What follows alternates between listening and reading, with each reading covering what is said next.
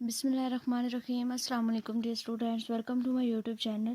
तो आज हम करेंगे MT633 topic number 56। I hope so को पिछले लेक्चर्स आपको अच्छे तरीके से समझ आ गए होंगे। अगर कोई भी कन्फ्यूजन हो तो आप पूछ सकते हैं।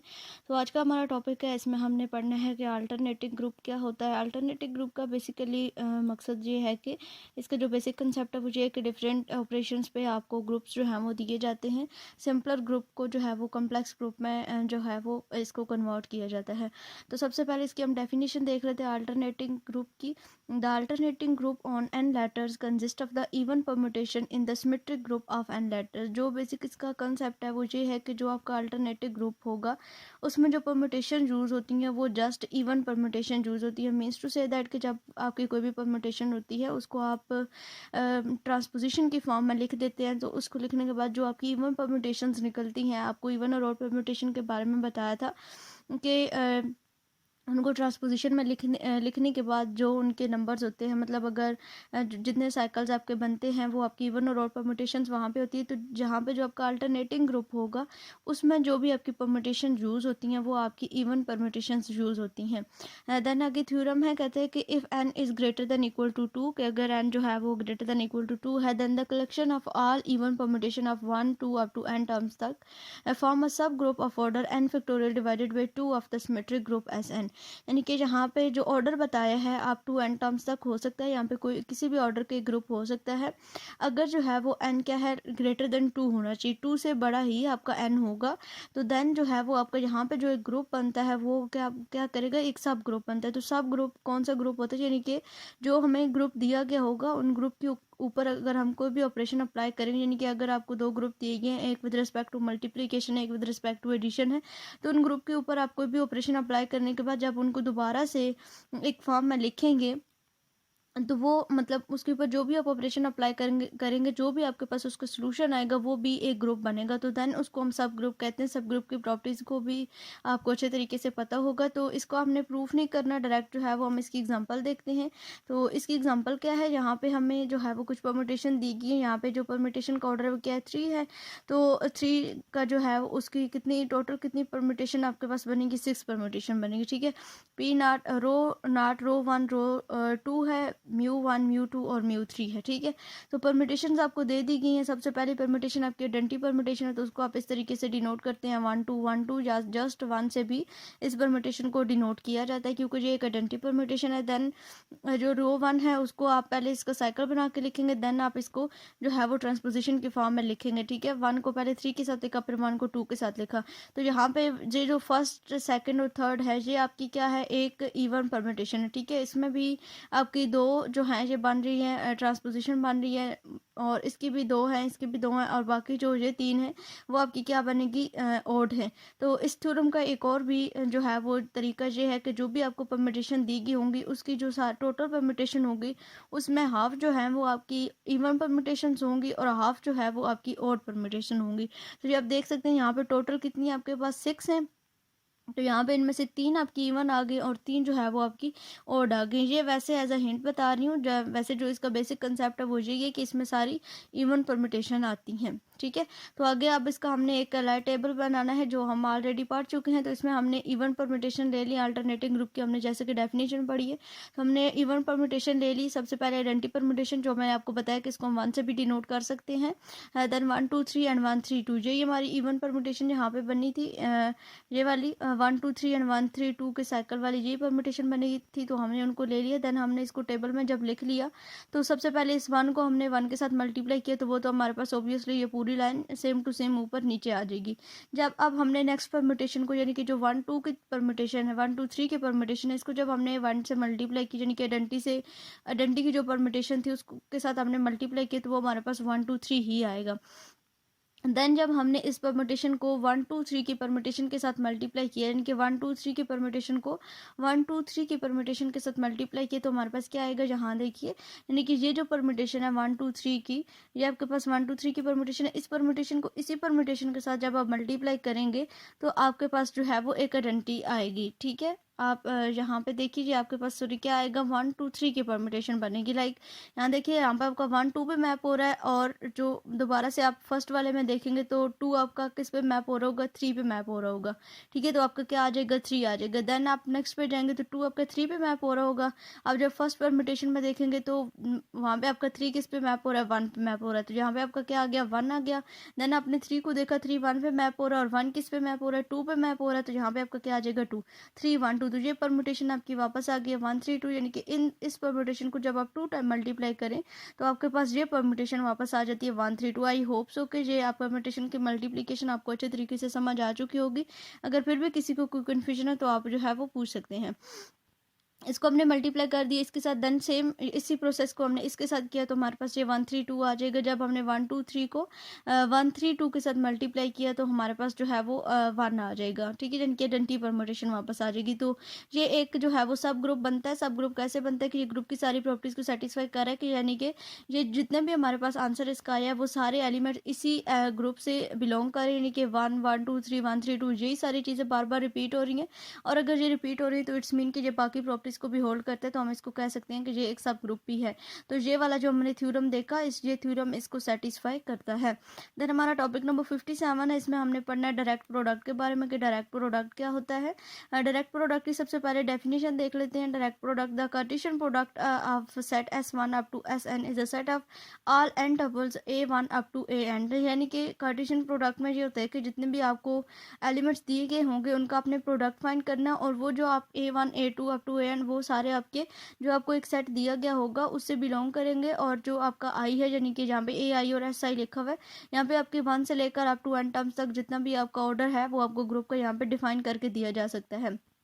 और कार्टेशियन प्रोडक्ट को प्रोडक्ट मतलब मल्टीप्लिकेशन, तो आप उसको आप जो है वो इस साइन से डिनोट कर सकते हैं, या फिर इस तरीके से S1 X up to so on SN terms तक, या फिर सिंपली इसको इस तरीके से I 1 से n तक जा रहा है और S जो है वो साथ में आई, यानी कि आई की जगह पे कोई भी आपका जो है वो साथ में नंबर आ सकता है।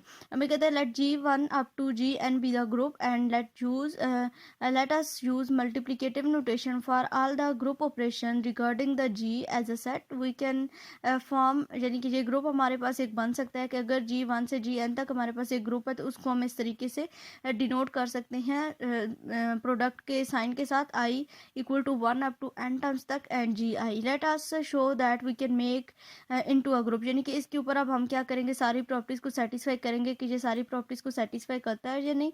और अगर जो है ये हमारा ग्रुप सारी प्रॉपर्टीज को सेटिस्फाई करेगा तो देन हम इसको कहेंगे कि ये हमारे पास ग्रुप है। तो ग्रुप की प्रॉपर्टीज हमारे पास क्या होती हैं, हम इसमें एसोसिएटिव प्रॉपर्टी, बाइनरी और इनवर्स वगैरह एग्जिस्ट करवाते हैं और देखते हैं कि वो हमारे पास होता है या नहीं। तो सबसे पहले यहाँ पे ग्रुप ले लिया। थ्योरम है let G1 up to GN be the group for A1 up to AN terms तक और B up to BN term तक। हमने दो ग्रुप जो है वो इसके एलिमेंट्स, इस ग्रुप में से हमने ये एलिमेंट लिए हैं। ठीक है, देन इसको हम इस तरीके से डिनोट किया। अब प्रोडक्ट की फॉर्म है और इसको हमने डिफाइन किया कि ये अप टू मतलब दोनों को जब हमने मल्टीप्लाई किया A1 up to n terms तक और B1 up to n terms तक को मल्टीप्लाई करेंगे तो हमारे पास J इसकी फॉर्म बनेगी। देन इसका product of this group is a group the direct product of the group GI under this binary operation. तो हम डायरेक्ट प्रोडक्ट इसी तरह से फाइंड करते हैं, फर्स्ट एलिमेंट को फर्स्ट के साथ, फिर फर्स्ट को सेकंड के साथ, फर्स्ट को थर्ड के साथ, और अप टू n टर्म्स तक ये इसी तरीके से चलता रहा, यानी कि A1 B1 A2 B2 A3 B3 इसी तरीके से ये हमारे पास इसका प्रोडक्ट जो है वो आ जाता है। अब इसका प्रूफ है आगे ग्रुप का जो हमने ये थ्योरम पढ़ा है कि AI up to BI belong to G and GI is a group we have AI and BI belong to G। अब इसके ऊपर हम जो है वो सारी प्रॉपर्टीज़ को देखेंगे कि ये जो है वो प्रॉपर्टीज़ को सेटिस्फाई करता है या नहीं। अगर ये सारी प्रॉपर्टीज़ को सेटिस्फाई करेगा तो देन हम कहेंगे कि ये एक ग्रुप है। तो सबसे पहले हमारी क्लोजर प्रॉपर्टी होती है, अगर इन दोनों एलिमेंट्स को हम जो है वो मल्टीप्लाई करें तो हमारे पास जो आंसर आएगा वो भी इसी ग्रुप के अंदर से ही आएगा। तो देन हम इसको कहेंगे कि ये जो है वो क्लोजर प्रॉपर्टी को सेटिस्फाई करता है। देन उसके बाद हमारा सेकंड जो स्टेप होता है उसमें हमारा होता है कि हम एसोसिएटिव लॉ को होल्ड करवाते हैं। तो एसोसिएटिव लॉ होल्ड करवाने के लिए हमारे पास ये प्रॉपर्टी होती है कि पहले हम फर्स्ट और सेकंड एलिमेंट को ऐड करते हैं या फिर सेकंड और थर्ड को पहले ऐड करते हैं। एसोसिएटिव प्रॉपर्टी में हमारे पास 3 एलिमेंट्स होते हैं, तो अगर हम बी प्लस सी करें देन उसमें ए ऐड करें, या फिर हम ए प्लस बी करें देन उसमें सी ऐड करें, तो हमारे पास जो है वो आंसर दोनों का सेम आना चाहिए। तो यहाँ पे जस्ट ये अप टू एन टर्म्स तक ये प्रॉपर्टीज़ दी गई हैं, तो इसको जस्ट मैं आपको सिंप्लीफाई कर रही हूँ कि कोई भी 3 एलिमेंट्स होते हैं, जैसे कि यहाँ पे इन्होंने लिखा हुआ है A1 up to A n terms तक, B1 up to B n terms तक and C1 up to C n term तक। तो B1 में C1 को ऐड किया पहले, फिर मतलब मल्टीप्लाई सॉरी यहाँ पे किया, यहाँ पे मल्टीप्लिकेशन हो रही है, तो पहले इन दोनों को मल्टीप्लाई कर लिया B1 और C1 के सेट को, एंड देन फिर A1 वाले को मल्टीप्लाई किया। तो ये सिंपल सबको अलग अलग करके लिख लिया A1 up to N terms तक, और फिर B1 और B1 तक एंड C1 को CN टर्म तक। जब पहले इन दोनों को मल्टीप्लाई करके देन A1 के साथ मल्टीप्लाई किया, तो ये इसका आंसर आया था। जब दोबारा से इन दोनों को पहले मल्टीप्लाई करके C1 के साथ मल्टीप्लाई करेंगे तो दोबारा से यही आंसर आएगा। तो इट्स मीन कि ये एसोसिएटिव प्रॉपर्टी को भी सेटिस्फाई करता है। देन हमारा जो होता है वो आइडेंटिटी एलिमेंट होता है, और आइडेंटिटी एलिमेंट भी इसमें डिफाइन होगा। If E I is the identity element in G then clearly with the multiplication by the component E I up to E N term तक, अगर ये जो हमारे सारे हमने एलिमेंट्स लिए हुए A1 B1 वाले सारे जो हमने सीरीज ली हुई है, अगर इनमें हम E1 वाली को भी ऐड कर दे तो देन जो है वो यहाँ पे एक आइडेंटिटी एलिमेंट भी एग्जिस्ट करेगा। और एट द एंड इनवर्स, जब हर एक ग्रुप है जितने भी हमने एलिमेंट्स लिए हैं उस हर एक एलिमेंट का इसमें इनवर्स भी एग्जिस्ट करता होगा, तो ये सारी प्रॉपर्टीज़ को सेटिस्फाई करता है। तो देन हम इसको इस तरीके से डिनोट कर सकते हैं कि ये जो हमारे पास एक ग्रुप दिया गया है, ये जो हमारे पास हमने स्टार्टिंग में ग्रुप लिया था I equal to 1 up to n terms तक एंड जी आई, ये हमारे पास एक ग्रुप है। तो यहाँ पे कोई भी ऑर्डर हो सकता है, कोई भी आपको नंबर्स दिए जा सकते हैं, तो जस्ट आपने सारी प्रॉपर्टीज़ को सेटिस्फाई करना है, देन आप इसको कह सकते हैं कि वो आपके पास ग्रुप होता है। देन टॉपिक नंबर 58 है, इसमें हमने पढ़ना है डायरेक्ट प्रोडक्ट, वही टॉपिक कंटिन्यू है। तो इसकी दोबारा से एक डेफिनेशन से उसको देखते हैं। In that event in the event that the operation of each G I is the commutative we sometimes use the additive notation. जहाँ पे अब हमने जो ये वाला थ्योरम प्रूफ किया, इसमें हमने प्रोडक्ट यूज़ किया है। अब यहाँ पे क्या होता है कि हम प्रोडक्ट की जगह पे एडिशन भी यूज़ कर सकते हैं। तो एडिशन के लिए ये वाला आपका साइन यूज़ होता है, प्लस डाल के ऊपर आपने एक सर्कल बना देना होता है। Sometimes use in this case, ये वाला जो हमारा स्टेटमेंट होती है, जो हमारा साइन होता है प्रोडक्ट को, उसको हम जो है वो प्रोडक्ट में चेंज कर देते हैं। और ज़्यादातर जो है ये अबिलियन ग्रुप के साथ जो ऑपरेशन हमारा बाइनरी ऑपरेशन एडिशन लगता है। और अबिलियन ग्रुप कौन सा ग्रुप होता है, आपको स्टार्टिंग में बताया था कि वो ग्रुप जो कम्यूटेटिव ग्रुप होता है उस ग्रुप को हम अबिलियन ग्रुप भी कहते हैं। तो इसको फिर हम इस तरीके से G1 up to G N terms तक इसी तरह से डिनोट कर सकते हैं जिस तरह से हमने प्रोडक्ट रूल को देखा है। उसके बाद कहते हैं कि direct product of abelian group is abelian की जारी बात है। जो दो ग्रुप होंगे उनमें अगर हम प्रोडक्ट लेंगे, उसके एलिमेंट्स में प्रोडक्ट लेंगे अबिलियन ग्रुप के, तो वो भी अबिलियन ही होंगे। प्रूफ देख लेते हैं। Let G1 up to G N be the abelian group for A1 up to N. ये दोनों एलिमेंट्स वही एलिमेंट्स दोबारा से उठा लिए गए हैं।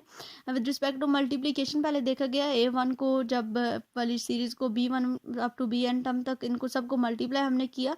तो जब A1 B1 up to AN BN है, तो हम इसको इस तरह से भी लिख सकते हैं B1 A1, यानी कि 1 को 2 से मल्टीप्लाई करें या 2 को 1 से मल्टीप्लाई करें, आंसर तो हमारे पास 2 आएगा ना। तो दैट्स वाई यहाँ पे A1 B1 को हम B1 A1 भी लिख सकते हैं। तो हम हमारी जो कम्यूटेटिव प्रॉपर्टी होती है वो यही होती है A plus B equal to B plus A, या मल्टीप्लाई करने से A cross 2 equal to A cross B equal to B cross A. तो सिंपल सी वही प्रॉपर्टी है, तो हम इसको इस तरीके से भी डिनोट जो है वो कर सकते हैं।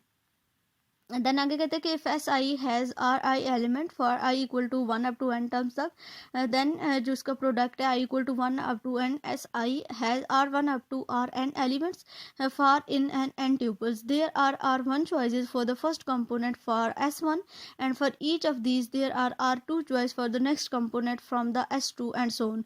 मतलब इसी तरह से जैसे कि हमने मल्टीप्लिकेशन में देखा कि हम मल्टीप्लाई किस तरीके से करते हैं। फर्स्ट एलिमेंट को नेक्स्ट जो हमारा ग्रुप होता है उसके फर्स्ट एलिमेंट के साथ हम मल्टीप्लाई करते जाते हैं, और देन सेकंड को थर्ड के साथ, सेकंड को सेकंड के साथ, थर्ड को थर्ड के साथ, और इस तरीके से ये मल्टीप्लिकेशन के बारे में जो हमने यहाँ पे अभी इनको मल्टीप्लाई किया वही सारी जो हिस्ट्री है वो यहाँ पे जो है वो लिखी गई है। आई होप सो कि ये लेक्चर आपको अच्छी तरीके से समझ आ गया होगा। नेक्स्ट लेक्चर हम अपने अगले लेक्चर में कवर करेंगे।